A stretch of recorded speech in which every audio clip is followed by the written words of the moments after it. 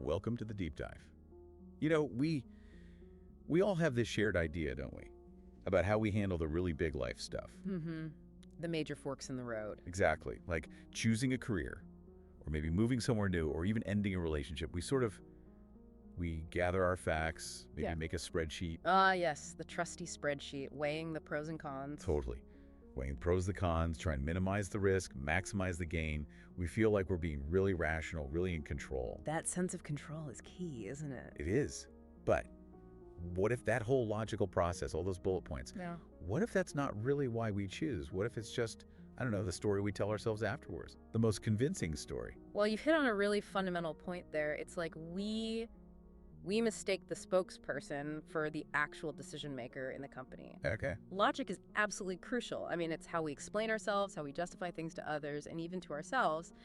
But often, it's serving the decision, not making it. So it cleans things up, makes it neat. Precisely. It provides that tidy narrative, that feeling of, okay, this makes sense. But underneath, that narrative might be, well, a necessary fiction wrapped around something much more complex, something that's already emerged. Let's try and make that feel a bit more real. Because you see this play out, don't you? Think about someone picking between two jobs. Okay. One's the safe bet, corporate, good money, stable, checks all the boxes, friends approve, family approves, the spreadsheet loves it. The sensible choice. Right. Oh, yeah. And the other, maybe it's a small startup, a creative thing, risky. Doesn't look as good on paper, but there's this pull, something deeper, harder to quantify. And what usually happens, often, they go for the safe one. Yeah, they quiet down that inner voice, that pull. They tell themselves they're being mature, strategic. Makes perfect logical sense on the surface. Exactly. But then, fast forward 6 months, they're burned out. There's this numbness almost, kind of internal deadness that no amount of salary or stability seems to fix. They did everything right, logically speaking, but somehow it feels fundamentally wrong, structurally wrong. And that feeling, that deadness, that's the signal, that's the clue that the real author of the decision wasn't listened to.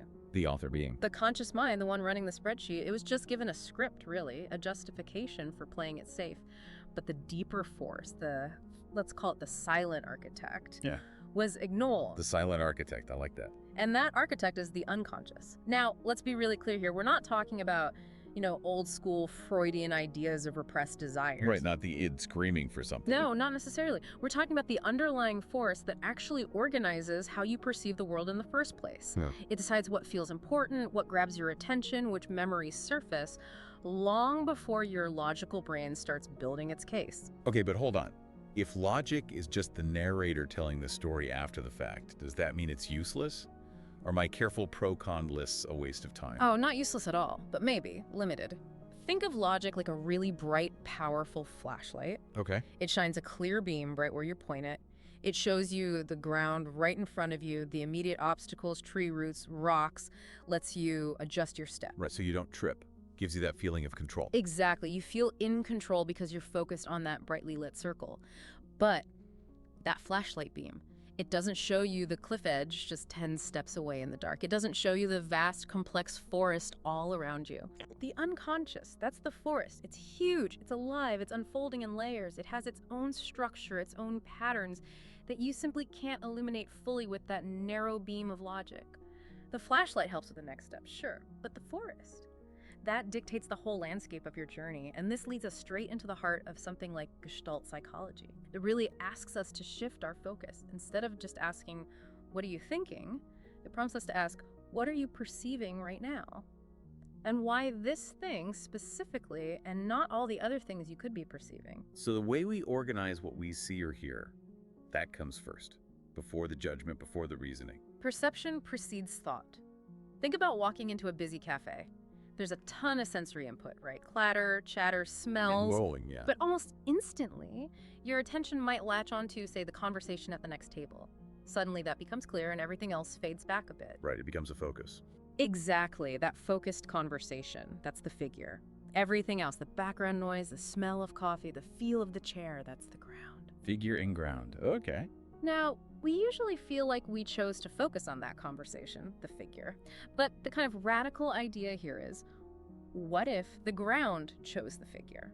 What if the whole field of your awareness, milliseconds before you consciously registered it, decided that this pattern, this conversation, was the most important, the most salient thing to emerge right then? Whoa.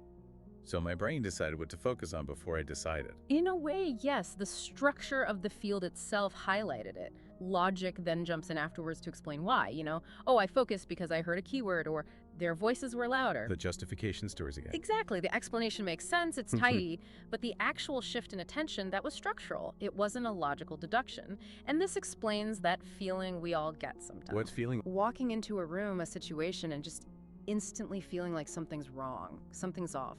No specific reason, no data, nobody said anything yet, but your body just tenses up. Oh yeah, I know that feeling.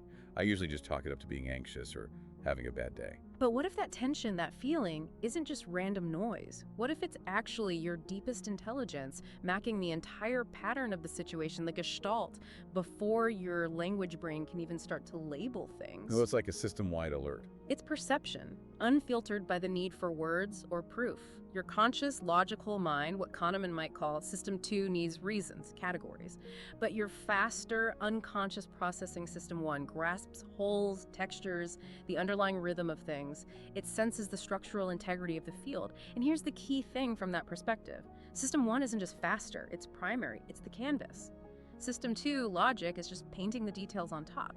And if we dig a bit deeper, this unconscious architect isn't just passively filtering things, it's actively, almost aggressively, organizing your reality. It's hyper-rational in its own way. Hyper-rational. How so? Logic seems pretty rational. But its rationality isn't aiming for logical correctness in the way we usually mean it. It's aiming for coherence, for wholeness. The mind, at this deep level, simply cannot stand fragmentation. It strives to make things whole. So the driving force isn't what's the best choice according to the evidence, but more like what makes the most complete picture. Precisely. This is a core idea, sometimes called the law of pregnance or the law of good form. Your mind automatically seeks out and imposes the simplest, most stable, most complete structure it can on whatever you perceive.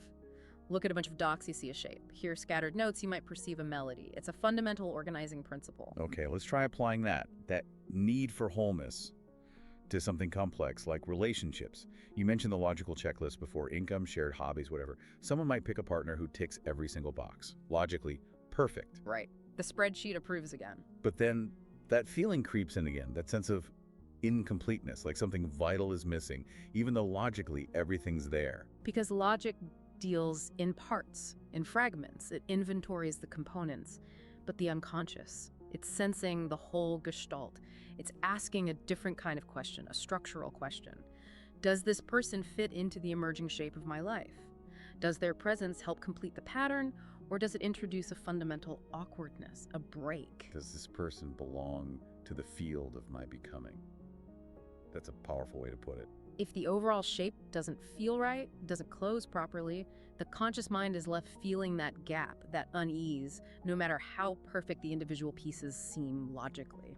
That really resonates. And this drive for completion, for closing the shape, it applies even to things we think we've dealt with, doesn't it? Like the law of closure, how our brain fills in the gaps in images, like seeing a circle from a dotted line. Exactly. How does that play out emotionally? Think about an old argument, maybe a betrayal, something you decided years ago was over. Yeah. You had the talk, you moved on, you even convinced yourself logically it doesn't matter anymore. Right. You listed all the reasons why, but still. Oh, yeah. Sometimes, in quiet moments, it just echoes, doesn't it? Kind of haunts the background. Why? Because Yeah. the shape isn't closed. The gestalt isn't finished. Precisely. Your unconscious is still trying to complete the pattern. It keeps replaying it, maybe searching for that missing piece, the apology that never came, the understanding you didn't get, whatever it needs to let the emotional field settle into a stable, finished form. We often label persistent anxiety as just, a brain chemical issue, but sometimes it's fundamentally an unresolved gestalt. And peace.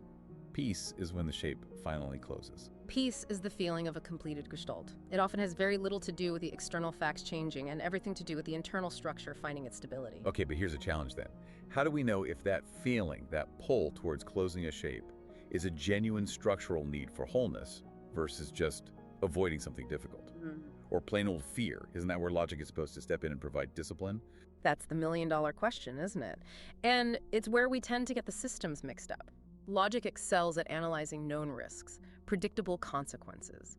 The unconscious is dealing with structural necessity with the shape of now. Think about insight. You mean like, moments? Exactly. The solution that pops into your head when you're in the shower or out for a walk, after maybe weeks of banging your head against the wall, logically trying to solve it. Yeah, the answer just arrives.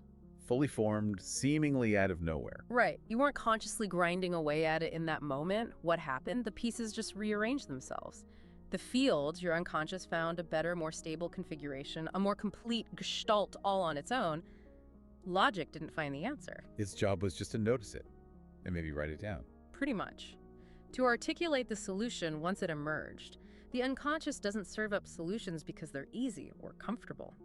It serves them up because they are structurally required for the current field configuration to resolve itself and become whole. And this really forces us towards a core philosophical shift. We might need to redefine what we mean by rightness. Maybe we need to accept that the unconscious is, in its own way, always right. Always right. That sounds dangerous. What if it leads to disaster? Well, right, not in the sense of being factually accurate or morally correct or even convenient. Right, in the sense that it is always striving for wholeness. It seeks coherence, structural integrity above all else, not external truth as defined by logic. I'm still grappling with that always right part, especially when you see people make decisions that seem, from the outside, totally illogical and lead to short-term chaos. Quitting a stable job with no backup plan, leaving a secure relationship for an uncertainty. That feels like the unconscious being wrong, doesn't it? Like self-sabotage. Or perhaps it feels like the composer writing a dissonant chord. How do you mean? Think of logic as the music theorist in the audience shouting, "That's wrong, that breaks the rules of harmony." But the unconscious is the composer, needing that specific dissonance, that rule-breaking chord to express something vital, something that doesn't have a neat label. Maybe that illogical act, that chaos, is the only way structurally for that person to break free from a false self, a role they logically constructed but which is stifling the whole. So logic wants the song to follow the rules, but the unconscious needs the song to be true to whatever wants to be expressed, even if it sounds jarring for a while. Exactly. Logic worries about the map being accurate. The unconscious demands that the territory itself be felt, be lived, be expressed, even if that expression involves temporary upheaval. So looking back at those moments, the crazy decision to quit the job, walk away from the secure path, it felt terrifying then, maybe even wrong. But now, years later, you see, it was the only thing that could have actually saved you, allows you to become who you are now. It was structurally necessary. That connects to something called the isomorphism principle, basically. The idea that your inner world and outer world tend to mirror each other structurally. Your life circumstances often don't respond directly to your logical plans, they respond to your underlying structure. If your internal field is fragmented, chaotic. Your external life might reflect that chaos. Often, yes. And when your internal field achieves a sense of wholeness, organization, things externally seem to just click into place more easily, like iron filings aligning to a hidden magnetic field. This completely shifts the idea of self, then. If I'm not the logical thinker calling the shots, Then maybe you aren't the narrator or the planner. Maybe you are the current, ever-shifting configuration of the entire field, a temporary gestalt pattern emerging from everything interacting. When the field shifts, the pattern shifts, and you shift, the task isn't analyzing the bits and pieces. it's listening to the whole pattern as it changes. Exactly, reading the field. Okay, so if we're trying to move away from constantly trying to control everything with the flashlight of logic and learn to, as you say, read the whole forest, what's the practical takeaway for someone listening? How do you actually do that when facing a big decision? Well, here's a little experiment you can try. Next time you're at a crossroads, a significant choice point, before you automatically jump to the pros and cons, just pause. Pause. Okay. Close your eyes for a moment. Tune into your body. Just notice. Is there tension anywhere? Tightness in your chest, a knot in your stomach, or maybe a sense of ease, expansion. So physical sensations first. Yes. And then just notice what else comes up, without judgment. Any images that pop into your mind, specific words, old memories, don't try to analyze them or figure out why they appeared. Just register them. They're like data points from the field. They're telling you about its current structure. And then what? What question do I ask myself in that moment? If not, what should I do? Try asking this instead. What structure is trying to emerge here? What shape is wanting to form?